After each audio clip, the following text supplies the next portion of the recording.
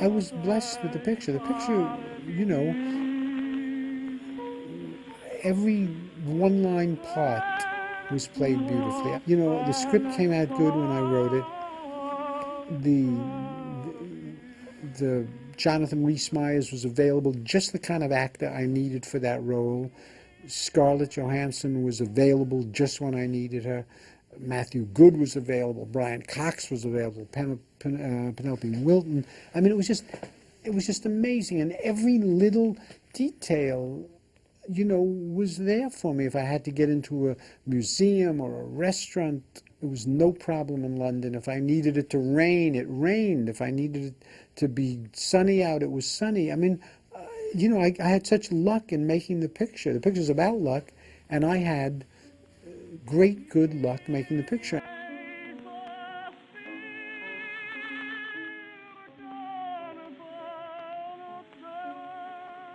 The story is about a guy who comes to London, a tennis player, tennis coach who comes to London. He's a kind of an aspirant guy. He has dreams of bettering himself in some way, and he falls in with this family, this very, very rich, very privileged, very sweet family, and he ends up marrying the daughter of the family, played by me.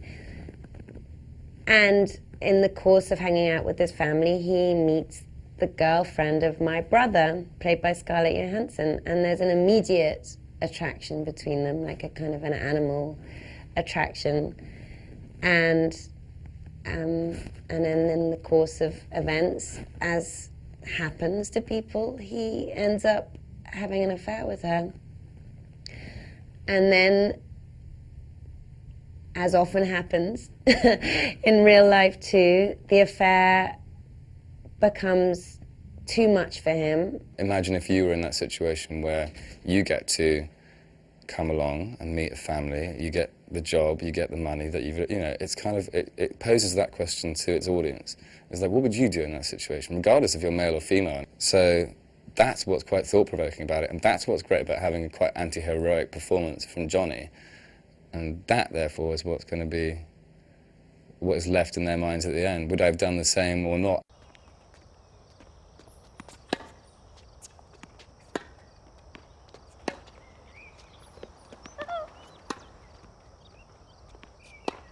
Immediately I know that she likes Chris. So she likes me. So I play very, very cool game with her. And then I'm very, very nice to her. And so I'm trying to get in for money. There's no, you know, I like the girl and, you know, I want to move up in the world and it's a good stepping stone. He's sickly sweet, you know, just the character Chris.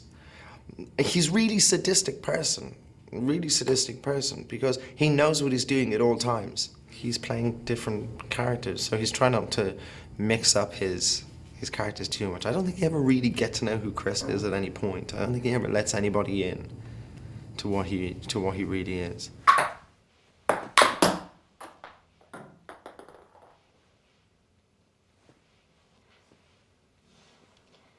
What did I walk into? Nola's sort of a survivor in some way. She's just trying to kind of make it and wants to, you know, whatever is the best, you know. She just kind of wants to survive. She's come from, you know, this small town in Colorado and doesn't want any part of her past, and she's just looking, you know, ahead at her future and the possibilities, and you know, there's a certain desperation in that kind of a character that's sort of unable to live in the moment, but wants more. You know, she always wants more, and it ends up becoming, you know, a danger to her. Scarlett has an amazing maturity for one so young. I don't think I've ever come across it quite like that in someone that young. That kind of maturity, just in terms of her craft. And I was incredibly impressed by her. Isn't she charming? Very beautiful. She's ridiculously talented.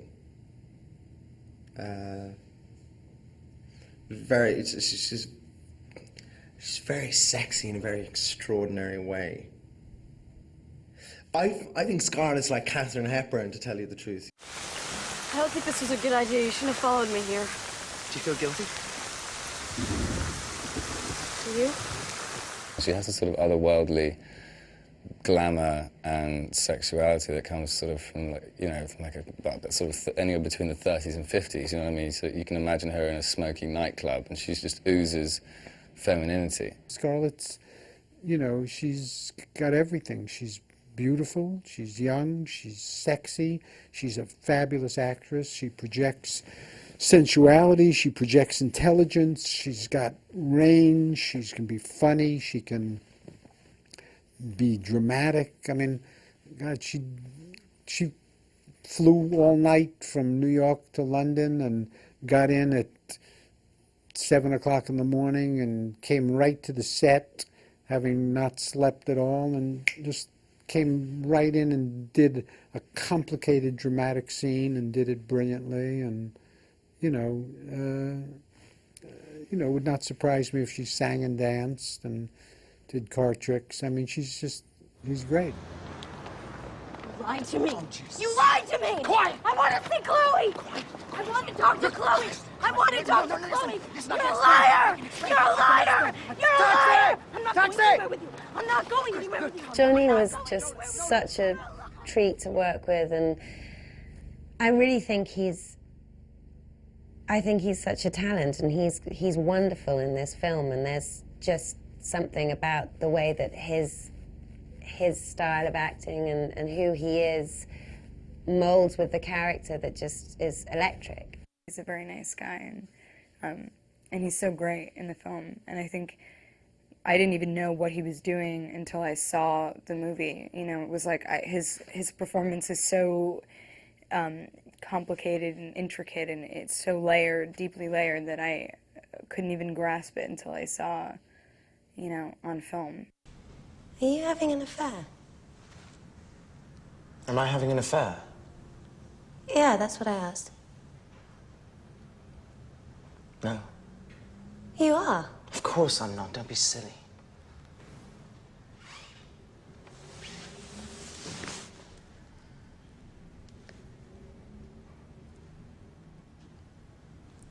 Do you not love me anymore? Of course I love you. Jonathan is a truly great actor. He's gorgeous to look at. He's smoldering and intense and full of conflict and passion. You know, Jonathan's a guy who can't go to the corner to buy a newspaper without, you know, he's so full of feeling and so full of intensity all the time. And he's able to just let it out on the screen.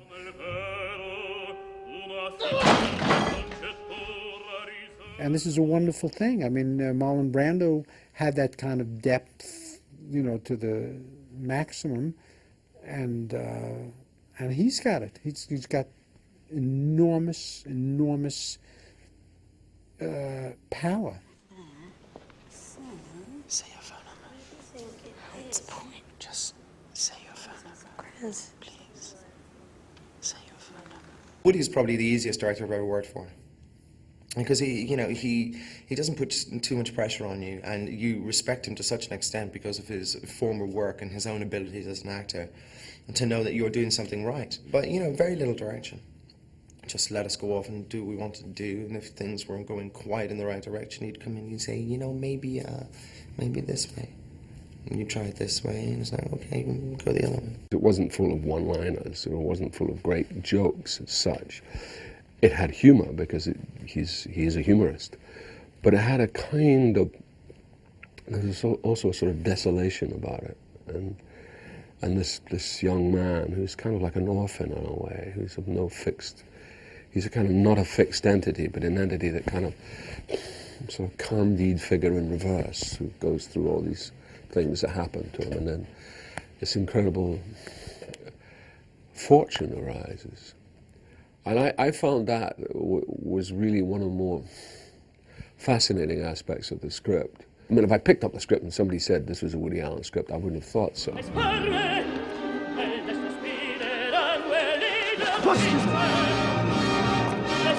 Didn't do any great rehearsals, we just sort of rocked up and did it. That was what was really nice. I was like, any actor worth his salt will say they hate doing a read-through. Rehearsals can be kind of good, but they're nerve-wracking to begin with, whereas this, we had no read-through, no rehearsals. We just trusted to rock up and do the job, and that was kind of nice. The one thing about Woody is very particular about how he wants things to look visually, and not to say that he's not particular about how he wants a scene to play, but I think he's less sort of imposing with that. It's like if it doesn't work out, he'll just shoot it again some other day. And when you first see my character, she's playing at a ping pong table, and he was so adamant about how he wanted the character to look when you first see her that, you know, I think I wore like 3 different dresses, I had like 4 different hairstyles. We shot the scene like over and over again. I think there's a certain amount of confidence he has, but not overly confident. He's not overly confident. I don't think he's overly smart either. I think he's overly lucky. But, you know, you tend to make your own luck too. You do make your own luck, but some people just tend to be a little bit more lucky.